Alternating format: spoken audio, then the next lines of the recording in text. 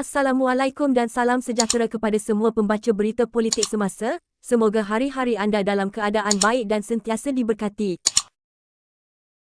Dekat jalan utama di Masjid Tanah, Melaka, terdapat sebuah mural di salah satu bangunan di situ memaparkan pekan kecil itu, penduduknya dan Mas Ermiyati Samsudin yang telah menjadi ahli parlimen itu sejak hampir 1 dekad lalu.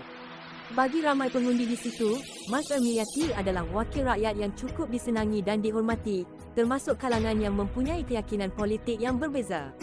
Pernah menjadi Ketua Puteri UMNO, dia meraih kemenangan meyakinkan pada PRU 2013 dan 2018. Namun, keputusannya untuk keluar UMNO dan menyertai Bersatu dilihat membuatkan penyokong setianya berbelah bahagi pada PRU 15. Bagi pengundi yang hanya ingin dikenali sebagai Siti Nurliza, sudah tiba masanya untuk perubahan di kubu kuat BN itu. Berikrar akan menyokong Mas Ermiyati, dia berkata sudah bosan dengan apa yang disifatkannya sebagai korupsi dalam BN. Dia memberitahu Malaysia kini walaupun Mas Ermiyati bertukar parti, dia tetap membantu penduduk di situ. Dulu saya ikut parti, tapi sejak dia bertukar saya akan ikut dia. Dia ada cara yang baik, cara dia datang ke kampung kami dan berinteraksi dengan kami. Ada lampu di jalan, jalan pula bersih. Ada pembangunan seperti pusat sumber, katanya yang tinggal di kampung semut. PRN Melaka jadi petanda. Di sebalik popularitinya, Mas Ermiyati tewas dalam PRN Melaka pada tahun lalu. Dia tewas di Dun Tanjung Bidara di tangan pengerusi UMNO Melaka Abdul Rauf Yusof dengan perbezaan 364 undi. PN pula tewas dengan jurang lebih besar di kerusi lain di Masjid Tanah. Data pengundian di 5 dun di situ pada PRN tersebut menunjukkan BN mendapat sokongan 54.5%, disusuli PN 30.3% dan PH 15.2%. Ia membayangkan kebanyakan penyokong Mas Ermiyati masih kekal bersama BN. Beberapa pengundi yang ditemui Malaysia kini memberitahu mereka akan kekal menyokong parti walaupun mengakui sumbangan Mas Ermiyati di Masjid Tanah. Ismail, yang berniaga di pasar di situ, berkata dia merasakan dia hanya boleh mengundi berdasarkan parti memandangkan calon cenderung untuk bertukar parti. Menjadikan lampu suluh sebagai analoginya, Ismail yang nampak bosan dengan politik berkata calon hanya menyuluh dengan terang ketika musim pilihan raya dan menjadi malap selepas menang. Kita tak boleh ikut calon sebab mereka kata, kita mesti ikut parti. Ini bukan tentang mereka bagus atau tidak, tetapi sebab kita terpaksa undi parti, sebab sudah tiada orang lain, katanya. Mas Ermiyati keluar UMNO pada 2018 kerana kecewa dengan kemenangan Ahmad Zahid Hamidi sebagai Presiden ketika pemilihan pada tahun itu. Dia masuk Bersatu setahun kemudian. 4 tahun telah berlalu namun kekecewaan terhadap tindakan itu masih dirasai di Masjid Tanah. Pengkhianat. Ketika Malaysia kini singgah di Pengkalan Balak, perkampungan nelayan dan pelancongan kira-kira 7 km dari bandar, terdapat poster Mas Ermiyati dengan label pengkhianat ditampal. Poster itu turut tertulis, mengapa kau khianat kami pengundi Masjid Tanah atas kepercayaan yang diberi. Jangan pentingkan diri sendiri. Seorang peniaga yang enggan dinamakan berkata poster itu ditampal beberapa hari lalu namun tidak jelas pihak di belakangnya. Dalam wawancara bersama Malaysia kini, Mas Ermiyati mengakui cabaran terbesarnya dalam PRU 15 adalah untuk meraih sokongan di kawasan yang menurutnya adalah deposit tetap PN. Katanya, selepas menyertai PN, dia perlu berusaha lebih keras untuk meraih kepercayaan dan sokongan pengundi di situ. Di saat pengundi muda sedar dia kini bertanding di bawah tiket PN, pengundi yang lebih berusia merasakan masih bersama BN, katanya lagi.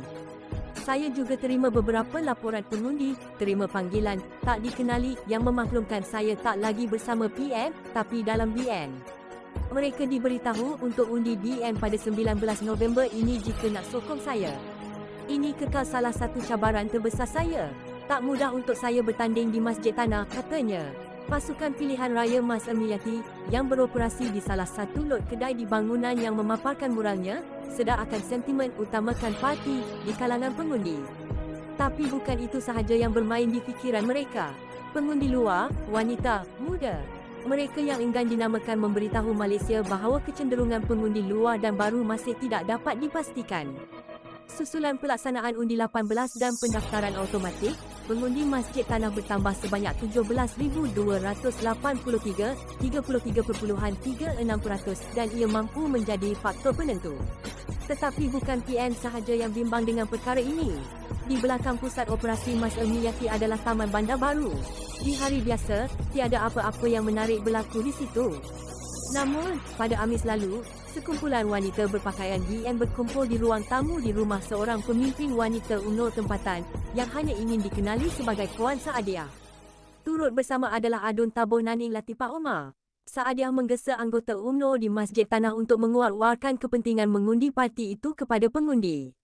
Kira-kira 20 wanita yang memenuhi ruang tamu itu diminta menyampaikan pesanan itu kepada anak-anak mereka dan golongan muda dengan janji berkaitan pendidikan dan peluang pekerjaan. Di sebelah Latifah adalah Abdul Hakim Abdul Wahid, 37. Dia adalah Ketua Pemuda UMNO Masjid Tanah yang menjadi calon di kerusi parlimen itu kali ini. Ini kali pertama dia bertanding, juga barangkali kali pertama berdepan jadual padat yang perlu dilaluinya sepanjang tempoh kempen ini. Pada sesi minum teh bersama ibu tunggal di Kuala Linggi kemudiannya, dia kelihatan seperti seorang yang mudah didekati. Dia berjanji akan berkhidmat kepada golongan wanita di Masjid Tanah, terutama yang berdepan kesukaran sosioekonomi. InsyaAllah saya akan balas sokongan Persatuan Ibu Tunggal di Dun Kuala Linggi. Ibu saya juga ibu tunggal.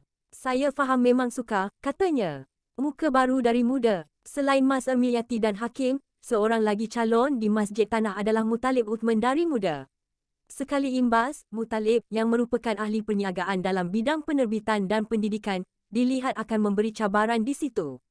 Namun, di kawasan majoriti Melayu di mana calon tempatan antara faktor utama, Muttalib yang berasal dari Perak akan berdepan tugas yang amat sukar.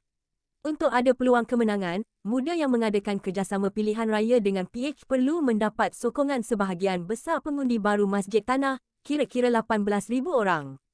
Seorang pengundi muda, Izzah berkata dia tidak akan mengundi Muttalib. Saya jadi takut bila dengar orang kata tentang PH. Jadi dari awal saya tolak pengerusi PH, Anwar Ibrahim, kata wanita berusia 20 tahun itu kepada Malaysia Kini. Pelajar itu mengakui dia tidak begitu tahu tentang keadaan politik dan bergantung kepada nasihat orang lain, tetapi pada masa sama berkata dia banyak mendengar hal-hal positif berkaitan Mas Ermiyati. Saya akan bincang dengan keluarga sebelum hari mengundi, katanya, sambil menambah keluarganya juga masih tidak tahu calon yang akan diundi. Namun, tetap ada penyokong PH di Masjid Tanah yang boleh diharapkan Muttalib. Antaranya Abu Husin Tambi, penyokong kuat PH, yang pernah bertanding di Dun Air Limau di bawah tiket PKR pada 2008. Abu Husin yang menjadi penjual sayur selepas wabak COVID-19 berkata sementara Mas Ermiyati menjaga kebajikan penduduk Masjid Tanah dengan baik, dia kurang hala tuju dalam soal ekonomi. Lelaki berusia 52 tahun itu mengeluh tentang kurangnya pembangunan dan peluang di Masjid Tanah jika dibandingkan dengan 5 kawasan parlimen lain di Melaka. Kawasan ini sekian lama dipegang menteri. Dulu ada Abu Seman Yusof, Timbalan Menteri Dalam Negeri. Kemudian Mas Ermiyati yang juga Timbalan Menteri. Jadi sepatutnya ada pembangunan di sini, katanya. Turut bertanding di Masjid Tanah adalah Handrawirawan Abu Bakar yang mewakili Gerakan Tanah Air.